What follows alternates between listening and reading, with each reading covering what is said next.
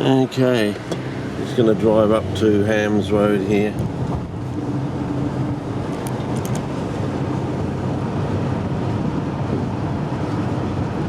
So about the swingage on the windscreen. It's a different car, the angle's not the same. Anyway, though I think I've made a discovery about why it's peat and sand and always peat and sand, because it seems to be there's an element in the sand that's not in peat, and there's an element in peat that's not in Hams Road. And oh well, more developments. So maybe it's easier to park here, I don't know. Could be easier to park here and walk down. Sometimes, yeah, especially when there's a lot of cars down, it's a bit hard to. Yeah. Oh, that's it. Oh, yeah, that sting is just certainly coming up. So, put the old Hazard's complimenters in there and get going, I suppose. Oh, as you do. Yeah. I'm 5 right, 4 down. It seems to be on Cute Dessert, which seems to be my setting at the moment. So, yeah. Better put the keys away in the pocket before I lose them. in the zipped pocket. Nothing worse than getting back to the car and having no keys.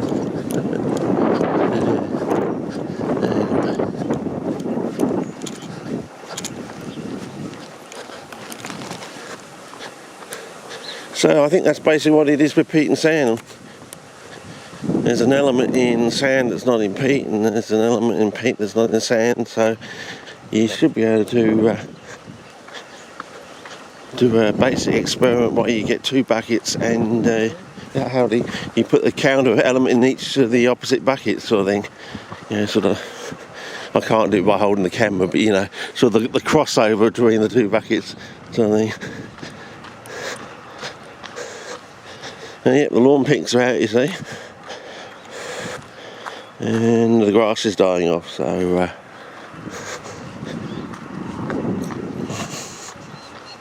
always a good sign. And the wattles are out, or the acacias, so we'll just go in here and see what it's like. And you may have to start listening out for snakearoonies too, basking themselves in the sun as well. Now, somewhere around here, oh, here we go.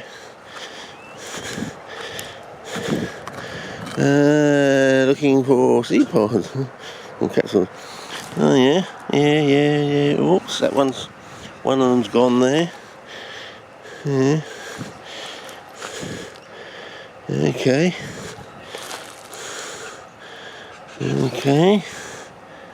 Not many set on that one. Yeah. I usually like a ball, you see 3, you only take one, sort of thing. So you leave one for the environment and one for the plant, basically.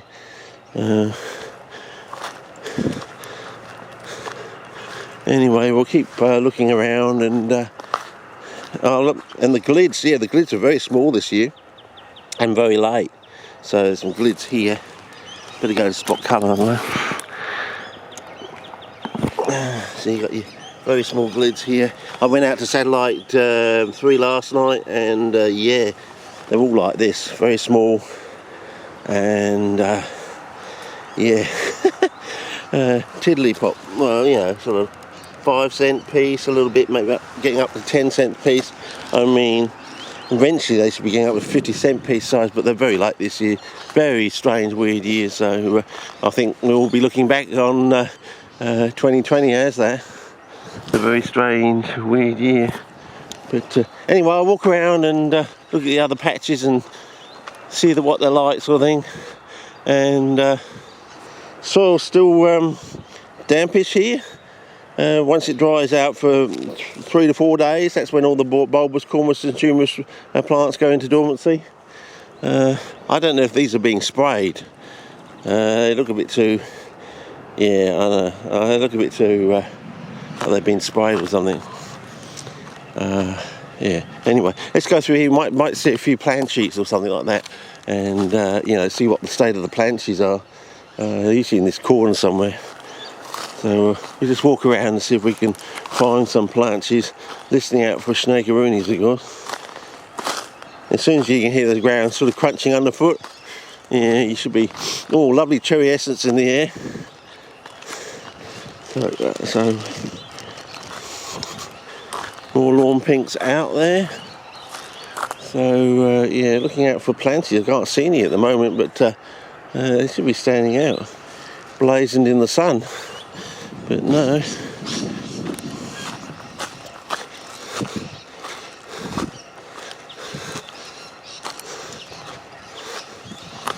Okay, what are they? Yeah.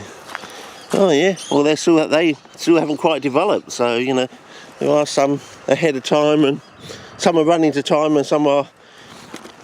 Yeah, see there. So yeah. Anyway, we'll see how we go.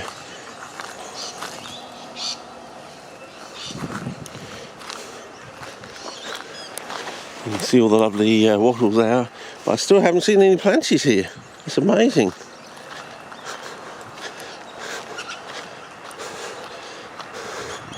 Wow.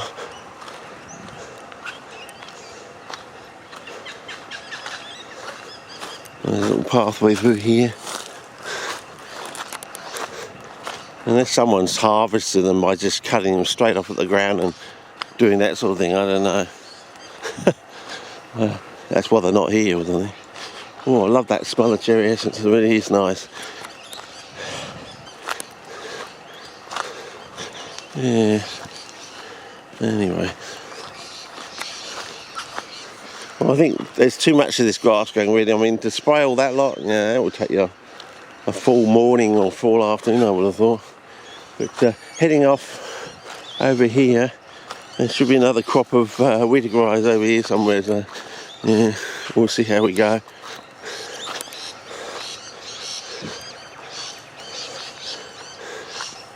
Around here somewhere there's a big patch of WHITS, so usually I come through that way, but around here somewhere it should be, if I'm in the right spot and haven't lost my bearing, because I haven't been here for, well, since before WA, so it's come out in about 3 years, I suppose.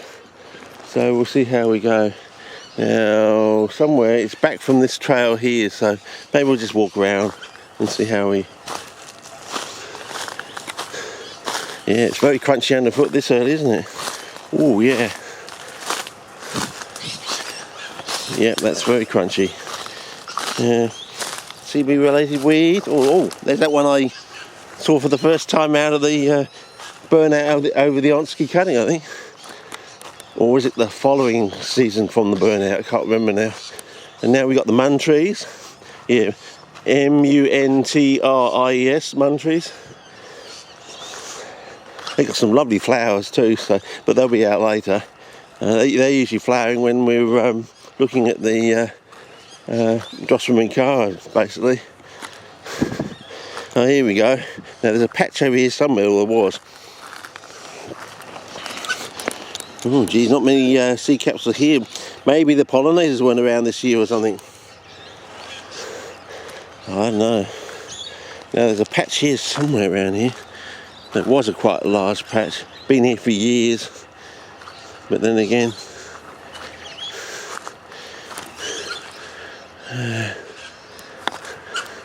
oh geez, it almost looks like they're dying off already. Yeah, anyway, we'll see how we go. But yeah.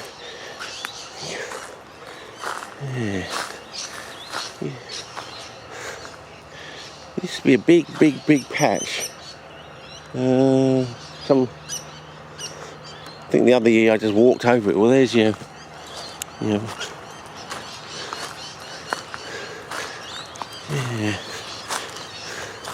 Unless someone's poisoned it, of course, you know, thinking, is that a weed? Sort of thing, you know, doing the old League of Gentlemen thing.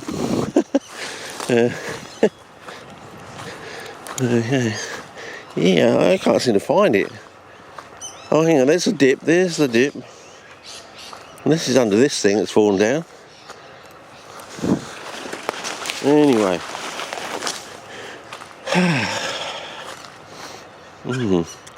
Not good. Anyway, oh, planchy. Stuck to the thing.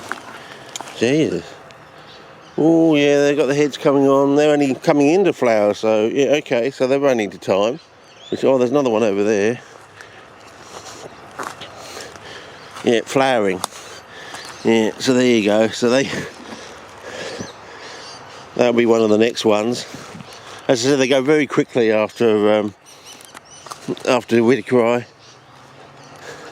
So yeah, and then by the third week of October, it's all over Red Rover. You've had your glandulas, your planchoni, your auriculatas, your yeah, and everything. It's all gone and done basically. More CP related weeds, which I'm working on. But just the levels is just extraordinary. It's just amazing what I'm discovering. So it seems to tie in with everything. So yeah, that's why I'm calling it a discovery of a lifetime. So we'll see how we go. So what I'm trying to do is to grow them in saturated buckets. The reason being, of course, is you can pull up photographs of stuff growing in saturated soil, you know, sun juice and stuff, and you've got your the difference between your Mexican pinguiculus, which you hardly ever see, you know, growing in puddles, as opposed to your Floridian types like your primifloras and your rabbit, dingo, our wonder beast or something. You never know. Rabbits, I don't know. Maybe that's why we can't find them being nibbled out. So, because that didn't used to be there. That's new. That's been there since. That's occurred since 2018. So that wasn't there before I went to WA. So yeah. So there's two of those. So anyway. So you know, things like primiflora and planifolia, you can actually find those either in puddles on flooded soil or actually underneath water for quite a few weeks, sort of thing. You can see photographs up online of that. So you know, all this, oh, you know, they don't like to be saturated, is more of this ridiculous bunk. And yeah, so I'm just going to work the problem down. And as I said, I'm thinking I'm going to be able to come to a really dramatic conclusion, and I'm going to be able to tick all the boxes. And as I said, you know, it's going to be like, you know, there's an element in sand that's not in peat, and there's an element in peat that's not in sand. And you basically, that's why you have to have peat and sand. But you can do experiments to show that's essentially correct by putting the element into peat and then putting the peat's element into the sand, and you should be able to grow them in sand, you know what I mean, without the peat. And in like a saturated, flooded situation sort of thing. So, yeah, that's what I'm working on. That's what I'm heading to. Gee, these weeds have certainly moved in. But I do like, if you notice, the characteristic of all these CP-related weeds.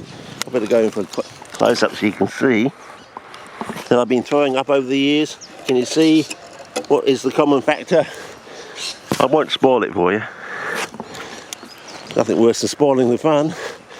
So anyway, that's about it. This all goes down there, and you can head on over there, or maybe you want me to head on over there. Let's see if we can, and just have a wander about. Might be a bit of a long clip, but you know, I'm trying to make the effort. Oh, here we go. We've got some other ones here now, so we'll see how we go. Oh, a few, but yeah, not like in a good year. More lawn pinks. Oh, there we go. Now that's the classic sort of. Here, let me go with a spot colour on this.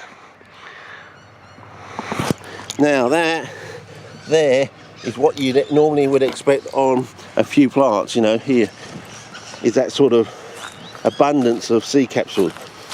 There's a few there. So yeah, that's the sort of thing that you have in normal years. You know. So, and then this isn't the patch I'm talking about. The other patch was over there, but it's not there anymore. So oh, there's another one there, so on and so forth. So they are running to time, but it's just obviously it's been a bad year for pollinators, I would say. but I'm making the effort. And thank you, by the way, thank you for those videos. You're really good at the thumbnail. I'm really impressed by the thumbnails you're checking out. I'm slowly catching up. I've done your Pingwickia one, I've done your other one, I've done your Parcel Rival one. I'm slowly catching up with your videos. And then here we have the nitrogen fixing Hardenbergia sort of things, Varlays here. So we'll just go in through here and take a wander. And now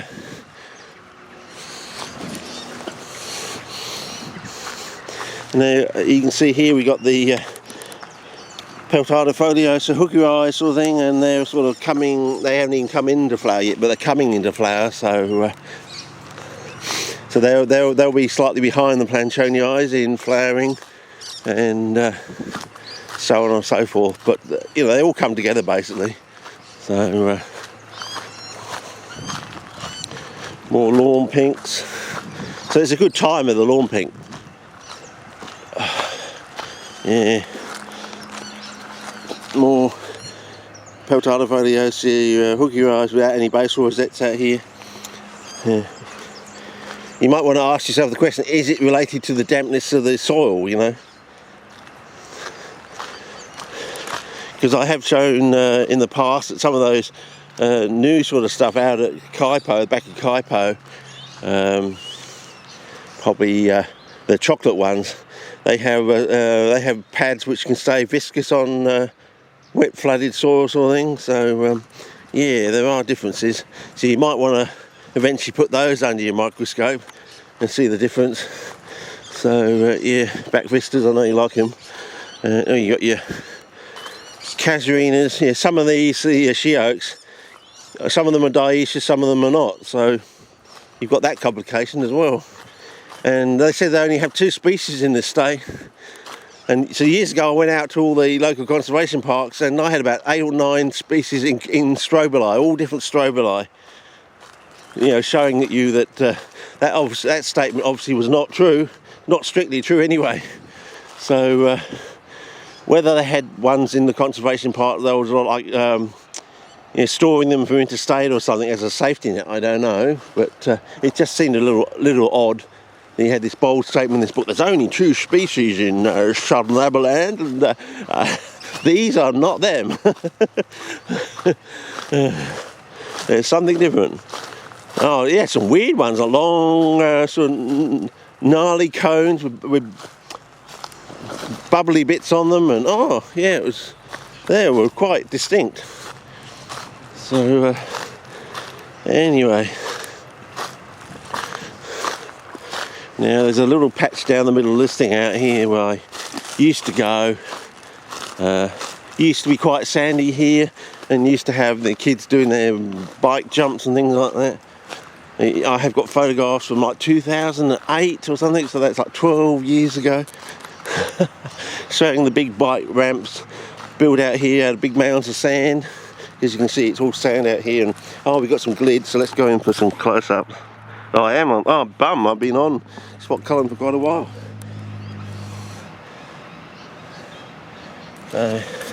Different angles. As I said, they do start to look like pygmies at a certain time. And as I said, in WA, because the season's so much longer, I swear they go through an intermediate stage that we don't get here. They actually go have a look.